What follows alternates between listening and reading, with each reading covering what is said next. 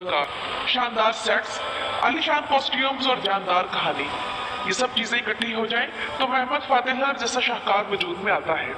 और हमें इस ड्रामे की किस्त नंबर 32 देखने के लिए वैसे तो एक हफ्ता इंतजार करना पड़ा, लेकिन सच पूछे तो ये किस्त इतनी अच्छी थी कि ये हमारे ये इंतजार डिजर्व करती है, क्योंकि ये ऐसी कोई लाजवाब किस्त आई है कि बस। और बहुत अहम इवेंट्स इस किस्त में हुए कि एक तो बातिल बे की शहादत हो गई, दूसरा ये कि सुलेमान बाल्तोगलो की मौत हो गई और वो भी बड़े पुरस्कार तरीके से, और तीसरा ये कि मदाहों का सस्पेंस इस बारे में अभी तक कायम है कि शहजादा बायजीद के साथ क्या होगा। तो नाज़रीन इकराम, आज की वीडियो में इसकी किस्त पर तबसरा होगा और इसी हवाले से कुछ तारीखी वाक़यात पर भी बात होगी। तो आइए चलते हैं आज की वीडियो की तरफ। तो नाज़रीन इकराम, ऐसी किस्तें जज्बाती लिहाज से मदाहों को बहुत अपील करती हैं, क्योंकि ऐसे वाक़यात से जज्बात का एक ऐसा तूफान पैदा होता है कि सीन्स के साथ चलना मुश्किल हो जाता है। सबसे पहले अगर बाल्तोगलो सुलेमान पाशा की पुरस्कार मौत की तरफ आए तो बज़ाहिर तो बिल्कुल भी नहीं मालूम हो पा रहा कि इसकी मौत किसके हाथों हुई। बाली बे और ज़ैगनोस इस सीरीज के अहम तरीन किरदार हैं, लेकिन अब की बार इनके चेहरे की संजीदगी को देखकर ऐसा लग रहा है कि ये किसी तूफान की तरफ इशारा है। अब सवाल ये है कि उस ईसाई कैदी हैरी, बाली बे और ज़ैगनोस में से कातिल कौन है। तो नाज़रीन इकराम, मेरा अंदाजा यहाँ ये है कि इन तीनों में से कोई भी कातिल नहीं, बल्कि असल कातिल जानदारली है, और जानदारली ने सुलेमान पाशा का कत्ल करके एक साथ बहुत से मकासद हासिल कर लिए हैं। वो इस तरह कि जैसा कि आप लोग जानते हैं कि जानदारली बे ऐसे शैतानी मंसूबे बनाने का मास्टरमाइंड है, तो इसने बाल्तोगलो के कत्ल के जरिए अपने तमाम मुखालफिन को एक ही झटके में खत्म करने का मंसूबा बनाया है। वो इस तरह के सीजन 1 में बाली बे ने सुल्तान फातेह को जानदारली की गद्दारी के बारे में आगाह किया था, तो अब इसने यहाँ इस बात का बदला इस तरह लिया कि बाल्तोगलो को उस सलीबी कैदी हैरी के कत्ल पर उकसाया कि उसे पता था कि उन सलीबी कैदियों की हिफाजत की जिम्मेदारी अकींजियों के पास है, और दूसरी तरफ जानदारली कुर्चुद्वान का भी दुश्मन है। तो सुलेमान पाशा, जो कि अब येनिचरियों में शामिल हो गया था, तो उसके कत्ल से अब येनिचरियों और अकींजियों के दरमियान लड़ाई का माहौल बन गया है, क्योंकि कुर्चुद्वान बदला लिए बगैर नहीं रहेगा। लेकिन अगर बाली बेग को कुछ कहा गया तो अकींजी नहीं चैन से बैठेंगे। जबकि उधर फरद पाशा के मरने के बाद रुमैली का सरदार बातिल बे को बनाया जाना था, लेकिन उधर बातिल बे भी शहीद हो चुका है, तो अब रुमैली के सिपाही भी बगैर किसी कमांडर के हैं। जबकि अगर उस्मानी बहरिया की तरफ देखा जाए तो बाल्तोगलो को मारने से उस्मानी बहरिया भी अब किसी पाशा के बगैर है, क्योंकि हमजा कोस्तांजलि तो जख्मी है। तो अब अगर बाली बे को सजा ना दी गई तो येनिचरी नाराज होंगे, और अगर दी गई तो किंजी नाराज होंगे। और इस सूरत हाल में नाज़रीन इकराम, कॉन्स्टेंटिनिया की फतह अधूरी रह जाएगी और सुल्तान को वापस इधरने जाना पड़ेगा। तो जानदारली की ये चाल असल में सुल्तान फातेह के खिलाफ है, ना कि ज़ैगनोस और बाली बे के खिलाफ। और यानी कि ये सिर्फ ज़ैगनोस को ही नहीं फंसाना चाहता, बल्कि सुल्तान को भी नीचा दिखाना चाहता है।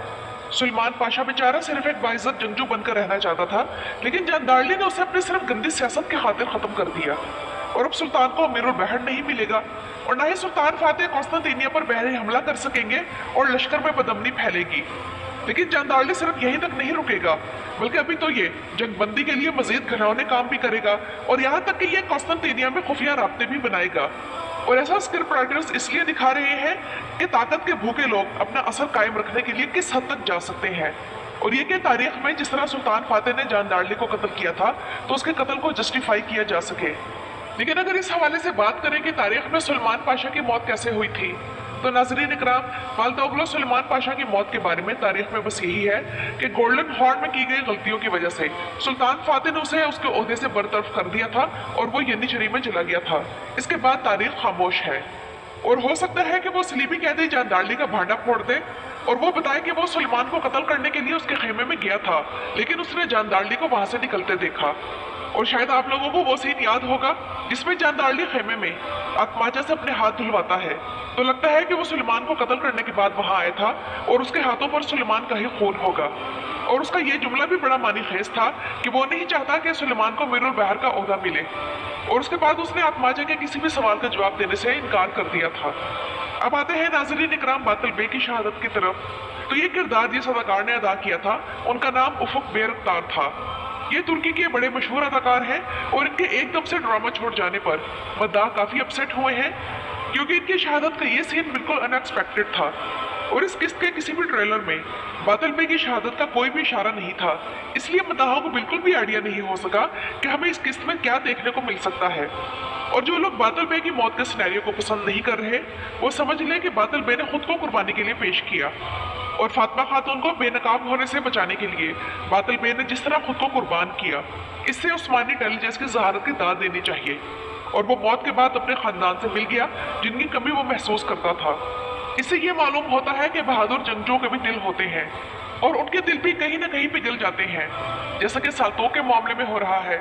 और नाज़रीन इकराम, आजकल पिछले दिनों ही एक ऐसा वाक़या देखने में आया कि जिन इस्राएली कैदी औरतों को रिहा किया गया, उनमें एक एमिली नाम की भी लड़की थी जो कि इस्राएली फौजी थी, लेकिन वो अपनी हिफाजत पर मामूर फ़लस्तीनी जाबाजों में से एक जाबाज जिसका नाम मोहम्मद था, उसे दिल दे बैठी और उसने जो बयान दिया उसमें ये अल्फाज कहे, और फिर मोहम्मद आया।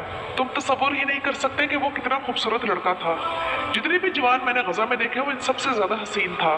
24 साल का नौजवान, चमकदार चेहरा, गुलाबी गाल, दाढ़ी, मूछें, नैन नक्श, हर चीज बिल्कुल दुरुस्त और फिट, मजबूत कदो कामत, और वो इब्रानी जुबान में रवानी से बात करता था। ये वो अल्फाज थे जो एमिली ने अपनी कैद से आजाद होने के बाद एक इंटरव्यू में कहे। इसलिए तमाम दुनिया के अखबारात इस इस्राएली फौजी लड़की की इंटरव्यू को ये टाइटल दे रहे हैं, एक दिल जो गजा में रह गया। लेकिन इधर एमिली भी अपनी हुकूमत की वफादार थी, इसीलिए वापस चली गई। उधर मोहम्मद ने भी अपने नाम की लाज रखी और जाती हुई एमिली को नजर तक उठाकर न देखा। और ये कहानी सुनकर मेरे जहन में तो ये बात आई कि छोटे मोहम्मद की खूबसूरती और इस पर फरीफ्तगी का तो ये हाल है, तो बड़े मोहम्मद सल्लल्लाहु अलैहि वसल्लम के हुस्न जमाल का क्या आलम होगा। और नाज़रीन इकराम, अब बायज़ीद के सिनेरियो की तरफ आए तो इस बारे में यही अंदाजा है कि इसे एमरान और सलीबे कत्ल नहीं करेंगे, बल्कि या तो वो खुद इसके बारे में फैसला कर लेंगे कि इसे मनीसा भेजना ज्यादा मुनासिब रहेगा, या गुलशा बीच में आकर उसका कत्ल रोक देगी। और ये फैसला इसलिए करेंगे कि उन्होंने बायज़ीद के अंदर बाप से बगावत के कोई आसार नहीं देखे, तो वो समझ जाएंगे कि बायज़ीद का अपनी माँ के साथ रहना ठीक नहीं, और अगर वो अपनी माँ से अलग कर दिया जाए तो मामला ठीक हो जाएंगे और सुल्तान के हाथ अपने बेटे के खून से नहीं रंगे जाएंगे। एक और सिनेरियो ये भी हो सकता है कि सुल्तान के साथ उनके जाती गार्ड यूसुफ ने जो अपने वालिद के बारे में बातें की तो सुल्तान का दिल नरम हो गया हो और वो कुछ सोचकर अली बे के पास एक कासिद भेज दे जो कि उन्हें बायज़ीद के कत्ल से रोक दे और बायज़ीद को माँ से अलग कर दिया जाए। वैसे जो भी हो, बायज़ीद कत्ल नहीं होगा और मनीसा का संजक में बनाकर भेज दिया जाएगा और उसकी माँ उसकी याद में वो तारीखी खत लिखेगी जो कि मैंने अपनी इस वीडियो में बताया है। और नाज़रीन इकराम, वैसे तो इस किस्त में कई अदाकार गए हैं, लेकिन इनका जाना जरूरी था क्योंकि अब नए अदाकारों को सीरीज में शामिल किया जाएगा, क्योंकि अब ड्रामे का आखिरी हिस्सा चल रहा है जिसमें उस्मानी बहरी फौज का नया कमांडर आएगा, जबकि दूसरी तरफ पोप की जानिब से फौज आएगी और इसमें भी एक मेन कैरेक्टर होगा जो कि इस फौज का सिपा सालार होगा और उस किरदार की एंट्री हो चुकी है जिसका नाम फ्रांसिस्को होगा। असल तारीख में तो ये जस्टिनियानी के साथ कॉन्स्टेंटिनिया की जंग में शरीक था, लेकिन जस्टिनियानी का किरदार खत्म कर दिया गया है तो इसलिए ये किरदार अकेला ही परफॉर्म करेगा। तो नाज़रीन इकराम, ये तो थी मेरी आज की वीडियो। अपनी राय का इजहार कमेंट्स में ज़रूर कीजिएगा। मेरे चैनल पर आने का शुक्रिया।